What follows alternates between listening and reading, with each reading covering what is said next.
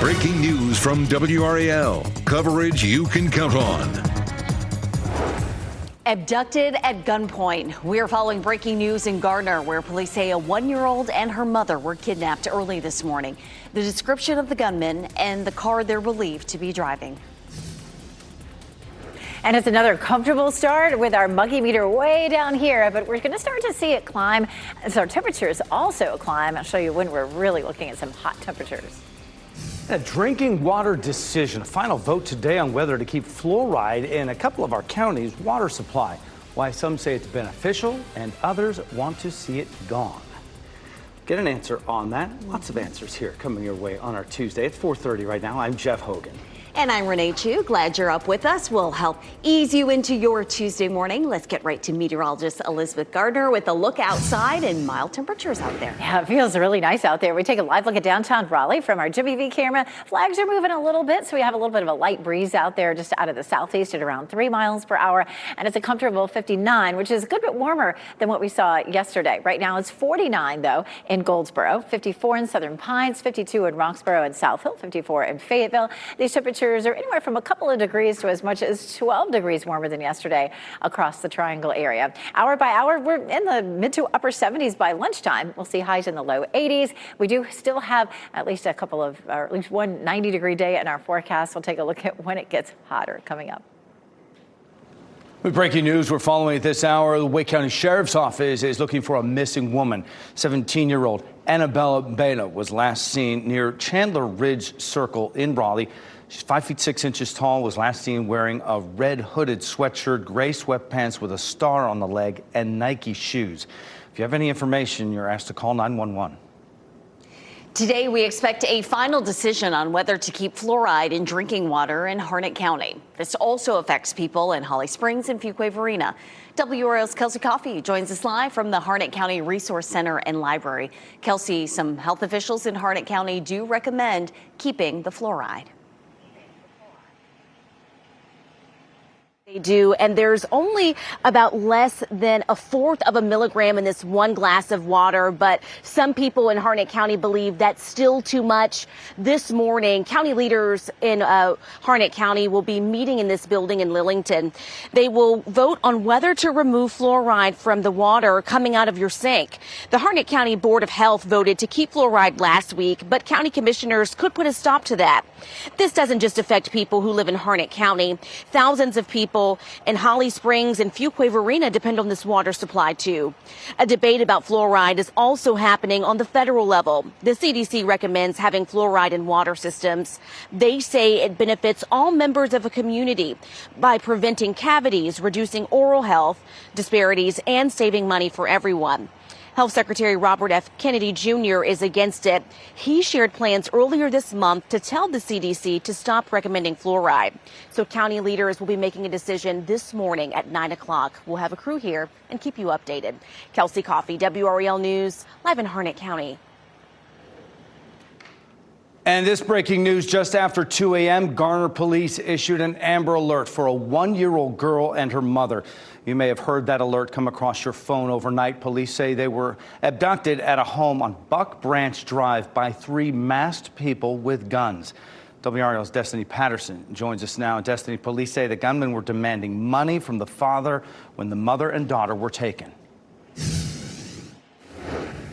Jeff, you can still see there are several units here on the scene. Gardner police tell me that the suspects broke into this home here wearing masks with guns and demanded $1 million from the family here. And when they refused, the suspect took 13-month-old Gracia Salome Alejandro Benitez and her mother, Alondra Michelle Benitez de Jesus. Police say the suspects tied down the father, Eliuth Alejandro Martinez, with tape and then drove off in a dark-colored Nissan Altima.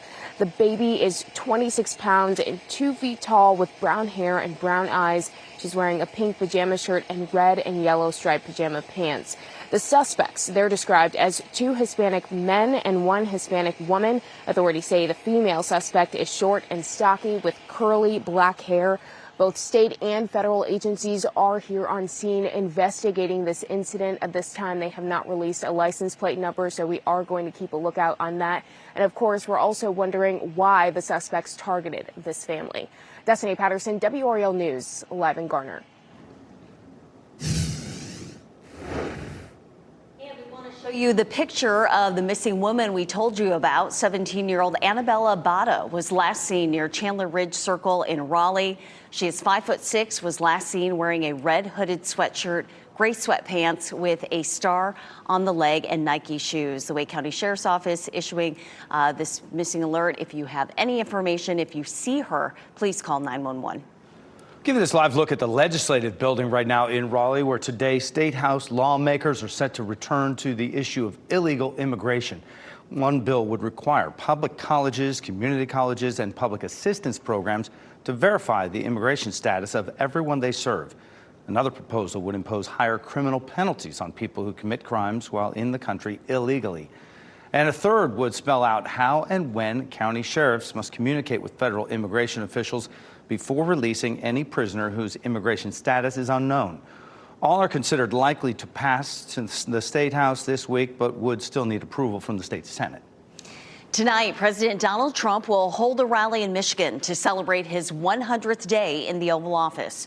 Trump is celebrating his border security policies. The White House says illegal border crossings dropped 95% in March compared to 1 year ago under President Joe Biden. Poll data is trending against President Trump, however. A new NBC News Stay Tuned poll finds 55% of Americans disapprove of his job performance.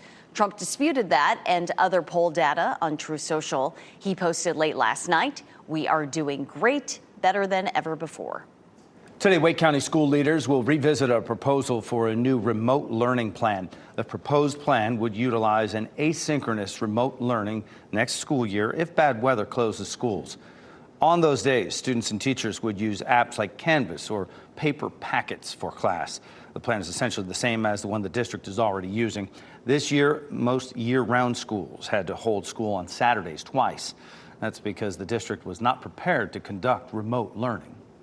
The Wake County School Board will also discuss a new draft policy on cell phones in the classroom today. Last week, they worked on defining what counts as an emergency and when cell phones would be needed. They are looking for more guidance. This could be decided by state lawmakers.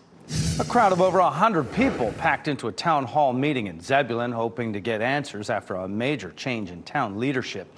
Town manager Gilbert Todd Jr. resigned after less than 4 months on the job. He says he was given directive by the Board of Commissioners to place the assistant town manager on administrative leave with no grounds to do so.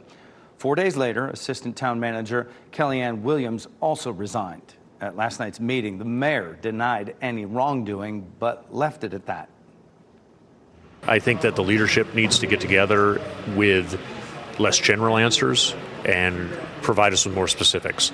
I do understand the need for transparency, but we're also bound by certain statutes that we can't go against.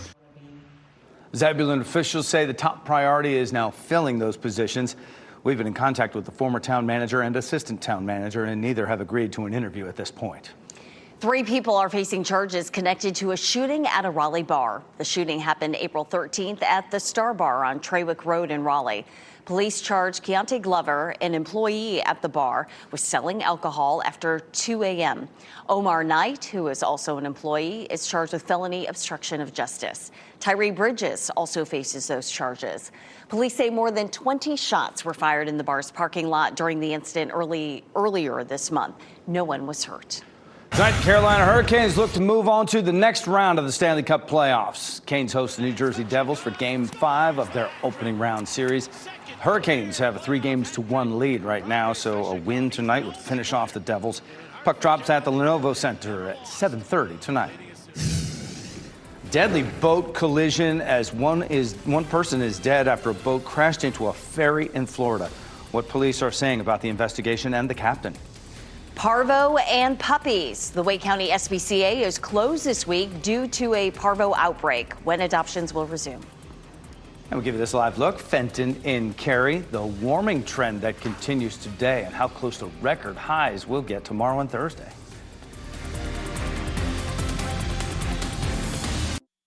From the WRAL Severe Weather Center, North Carolina's most experienced team of meteorologists.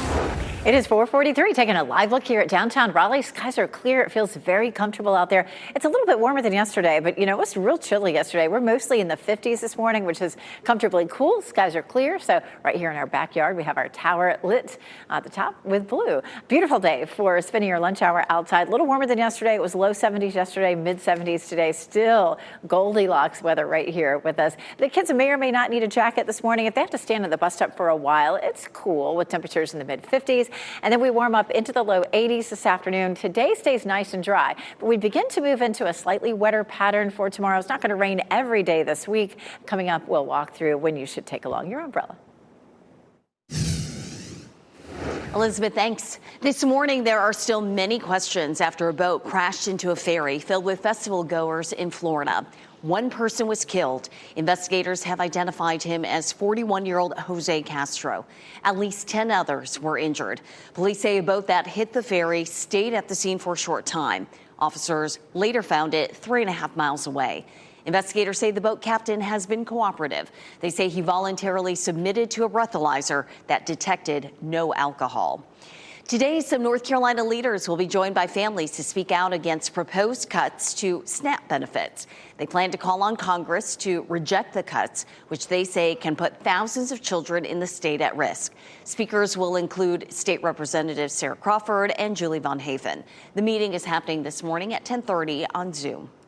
A new bill could help create more affordable housing while giving some North Carolina property owners new freedoms. Today, a legislative committee is scheduled to discuss a bill that would allow many homeowners to build small homes in their backyards. Some towns and cities restrict the types of structures that can be built on someone's property. Under this bill, private covenants and homeowners associations could still ban these buildings, but North Carolina municipalities could not. The SPCA of Wake County will be closed to the public this week amid an outbreak of parvo. It's a highly contagious virus that affects unvaccinated puppies. The organization says it will be closed through Friday for deep cleaning. 2 infected puppies were brought in from a different county, and they are being treated. There have not been any deaths. The SPCA says exposed dogs are being quarantined. Anyone who has adopted exposed puppies have been notified. Online adoption surveys will continue during the closure.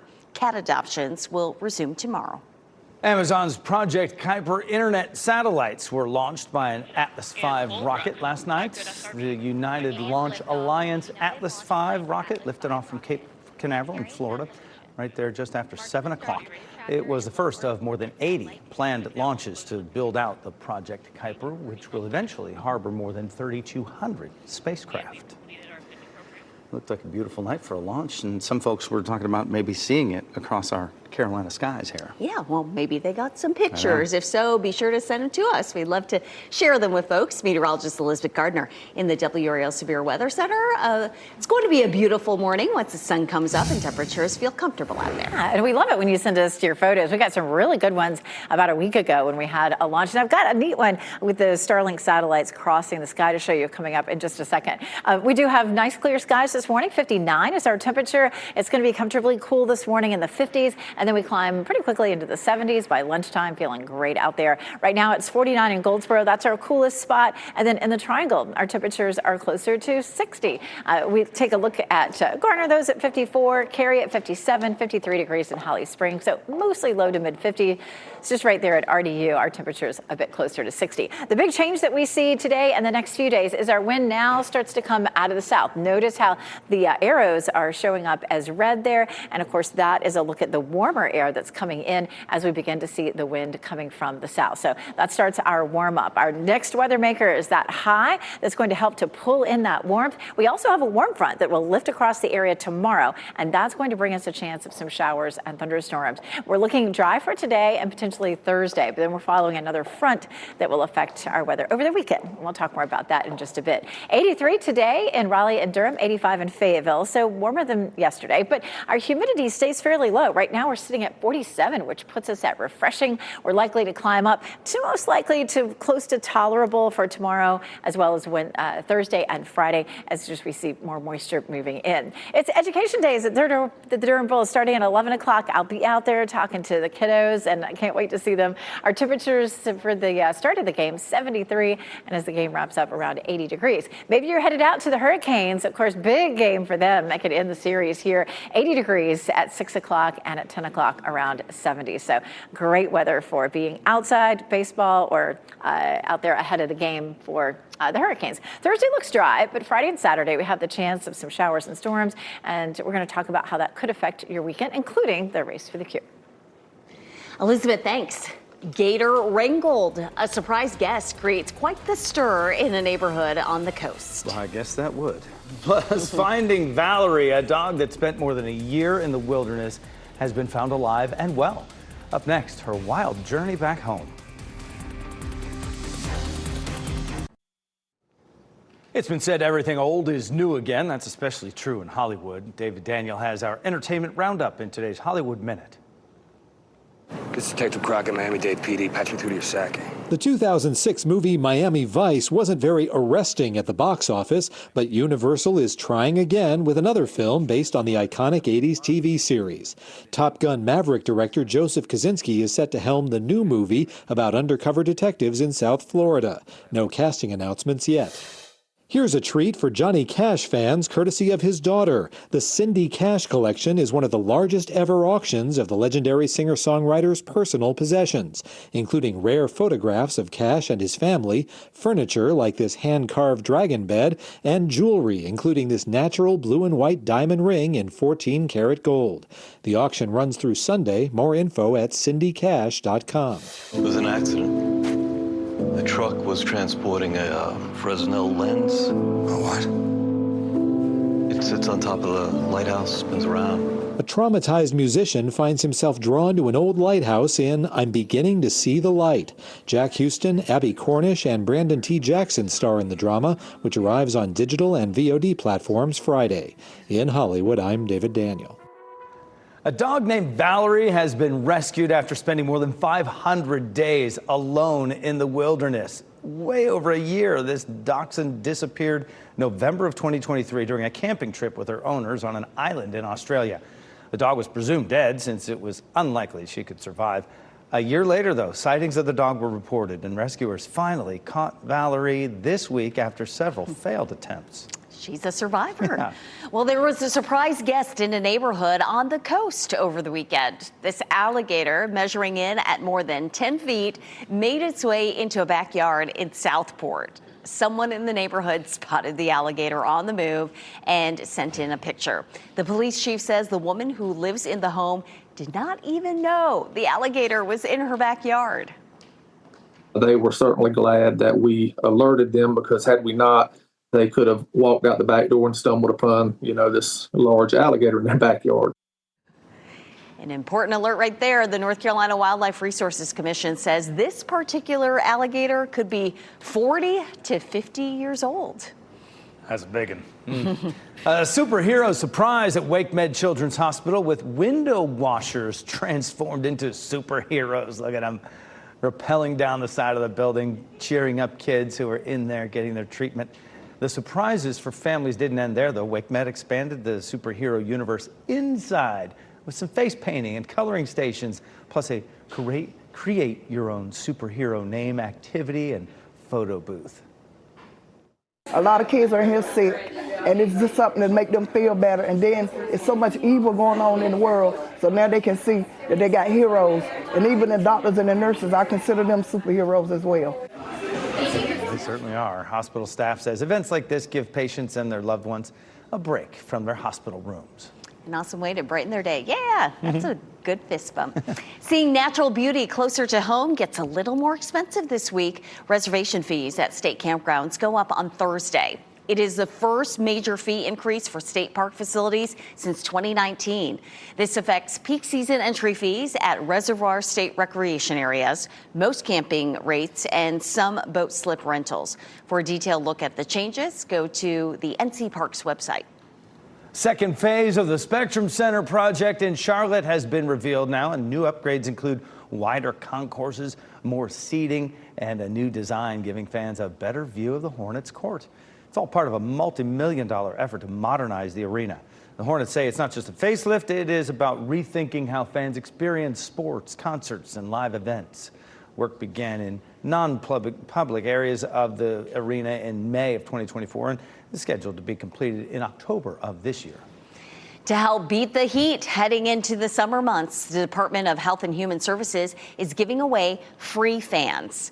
This is called Operation Fan Heat Relief. It kicks off May 1st and runs through October 31st. People 60 years and older and adults with disabilities are able to sign up for assistance. 4:56 now, massive outage. Power is back on for millions in Europe today after a widespread blackout. The investigation that's being launched into what caused it. And proposed curfew, the new push from Fayetteville's mayor after the latest act of violence in the city. Amber Alert. Police in Garner are looking for a 1-year-old girl and her mother. What they say kidnappers demanded from the baby's father before abducting the two.